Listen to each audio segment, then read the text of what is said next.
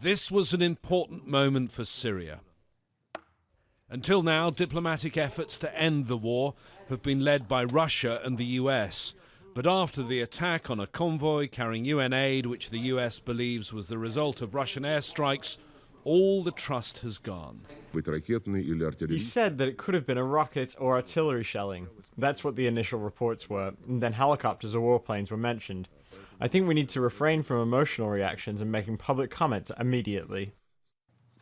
I listened to my colleague from Russia, and I sort of felt a little bit like there's sort of in a parallel universe here. During 5.5 years of war, the Security Council has remained deadlocked. A group of regional and international countries, known as the International Syria Support Group, has also struggled to come up with a solution to the war. So it's been left to the two co-chairs of that group, Secretary Kerry and Foreign Minister Lavrov, to negotiate. At the beginning of the year, the two united in support of talks in Geneva between the Syrian government and opposition, but Russia was then involved in bombing some of the same groups involved in the negotiations. Their latest deal, 10 days ago, involving a new ceasefire, collapsed after it took a week for the Syrian government to give permission for aid deliveries, and when two convoys did get in, one of them was bombed. It's clear US patience is now over. Secretary Kerry and the US Ambassador Samantha Power were working on the tough language in his speech right up to the point when it was delivered. We just can't do business as usual. We can't walk out of this room and say, okay, we're going to try to continue, or we'll have a ceasefire that everybody knows can't work. The facts require countries to restore credibility to this process. Mr. Lavrov was shaking his head as Secretary Kerry made a point of highlighting the statements from Moscow about the attack on the convoy.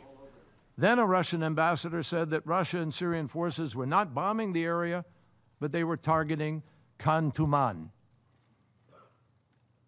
Then we heard a completely different story. The Defense Ministry said that the aid convoy had been accompanied by militants in a pickup truck with a mortar. We've seen no evidence of that. And it denied Russia's involvement. It said, according to spokesman Igor Konashenkov, I quote, "Neither Russian nor Syria conducted airstrikes on the UN humanitarian convoy in the southwestern outskirts of Aleppo." That's a quote. Then Konashenkov went further, and he said the damage to the convoy was the direct result of the cargo catching fire. The trucks and the food and the medicine just spontaneously combusted. Anybody here believe that? Secretary Kerry also called for all aircraft in parts of Syria to be grounded.